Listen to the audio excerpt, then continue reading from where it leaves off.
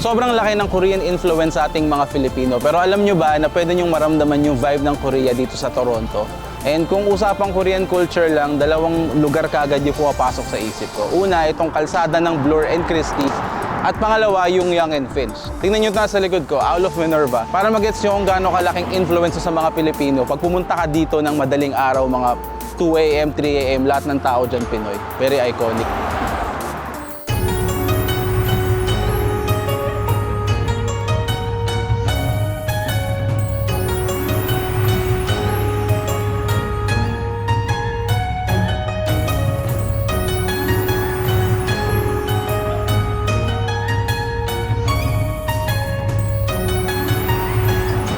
So, ito yung Bloor and Christie. Ito yung OG na Koreatown dito sa Toronto. Dito, sa kalsada na to ng Christie hanggang Batter siguro, dito nagsimulang magtayo ng mga businesses yung mga Korean immigrants noong 1970s. And ngayon, pag dinaanan nyo tong buong mahabang kalsada na to, makikita nyo yung richness ng Korean culture dito.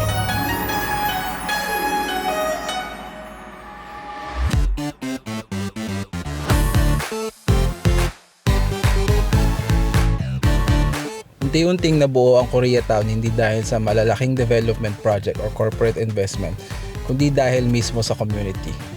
Noong 1970s at 80s, maraming Korean immigrants na nagsimulang magtayo ng maliliit na negosyo sa paligid ng Bloor at Christie. From mga grocery stores, restaurants, bakeries, bookstores at mga churches na nagsilbing sentro ng araw-araw na buhay ng community.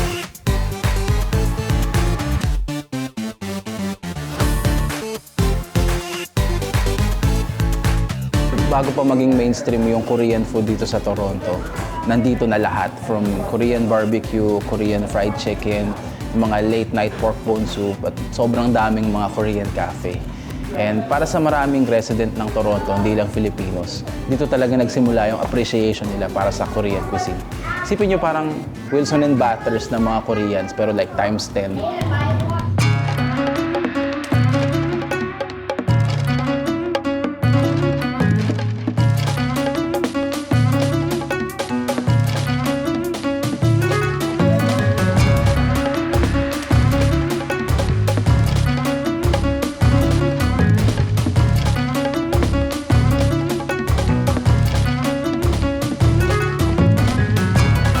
So nandito ako ngayon sa Pat Central, dito sa heart ng Koreatown. And actually, first time kong pumasok dito, meron pala ganito kalaking Korean grocery store dito sa gitna. And medyo naglibot na ako. May nakuha na nga kagad ako isang bucket ng kimchi. Tara, tingnan natin kung ano meron dito.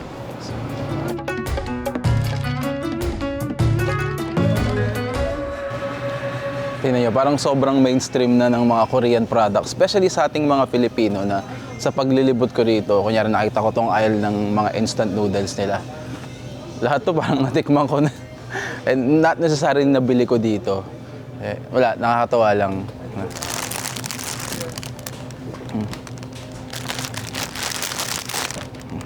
Vegan.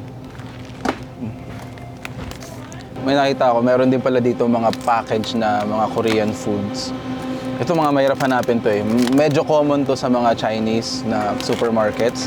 Pero kung naghahanap kayo ng on the go, minsan kasi sa mga Korean restaurant, medyo matagal yung serving kasi niluluto pa or sobrang busy. Ito, dami dito.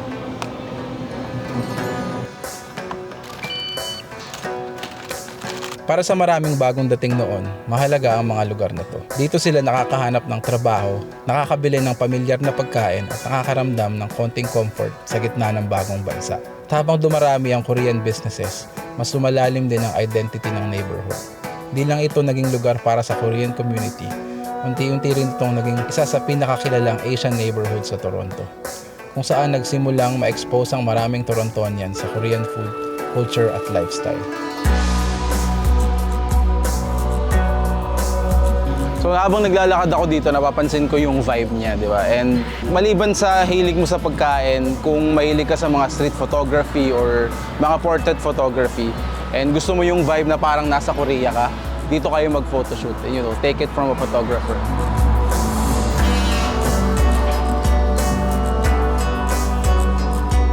Habang lumalaki ang Korean population sa GTA, unti-unti ring lumalawak ang community palabas ng downtown core. Mas maraming bagong immigrants, young professionals, students, at entrepreneurs ang nagsimulang lumipat sa North York, lalo na sa paligid ng Yonge and Finch. Dahil sa mas bagong condos, mas malalaking commercial spaces at mas suburban na environment, naging natural itong next chapter ng Korean Toronto.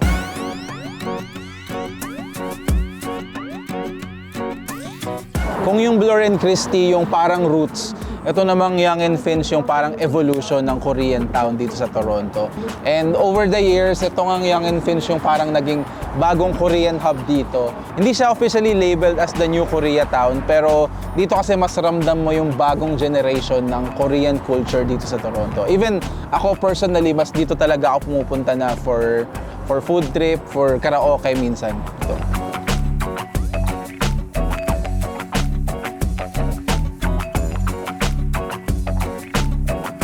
So nandito tayo sa tapat ng Twister Karaoke ngayon, and personally dito talaga kami laging tumatambay ng mga kaibigan ko tuwing gusto namin magkaraoke. Laging ito yung pinupuntahan namin. And kung tatanungin mo ako bilang Filipino, ang dami naman natin diyang mga resto bars na pwede kang magkaraoke. Ano nga ba yung difference na pumupunta sa mga ganitong lugar? Well, mas intimate siya, mas may party vibe siya, pwede kang mag-book ng mas malaking lugar, yung sound system, yung mas maganda, yung mga lights nila. Kumbaga mas cozy, mas design siya para sa grupo nyo lang. So, compared sa mga clubs out there na minsan gusto mo mag-party and may mga random people and hindi may iwasan yung minsan may mga pervert pa. Dito mas wholesome siya na talagang yung grupo nyo yung magpa-party sa isang room. And alam naman natin, Filipinos talagang mahilig sa karaoke yan eh. Baka nga number 1 tayo sa mundo pagdating sa pagkakaraoke.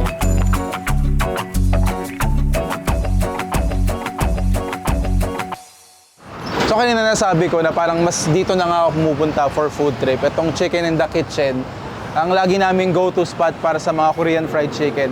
Lagi kami pupunta rito kapag kunyari galing kami sa gig ng banda ko. Kung saan mang event, pag naisipan nilang medyo uminom ng konti at kumain, laging ito yung pinupuntahan namin. Tapos meron pang isang spot dito sa tabi nito. Tara. Ito naman yung Nakwon.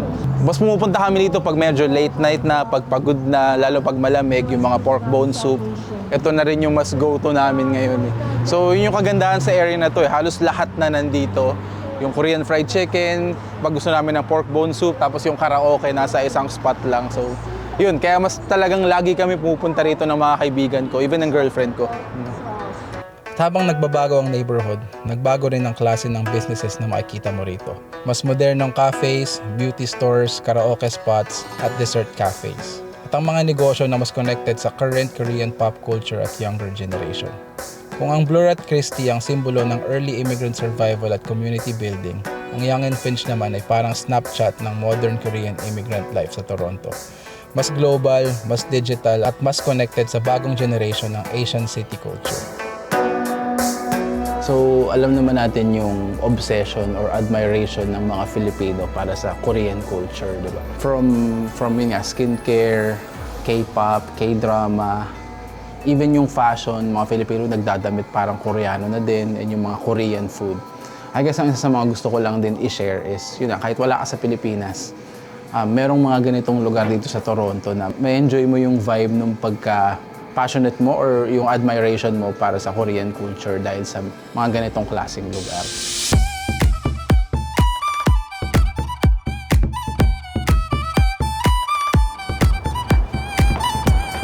So yung mapapansin nyo sa dalawang neighborhood na to is yung evolution ng Korean immigrants dito sa Toronto. So yung OG Koreatown, which is yung sa Bloor, mas rooted siya sa history, street culture. And ito namang Yonge and Finch, parang dito mo makikita yung suburban growth ng Korean immigration dito sa Canada.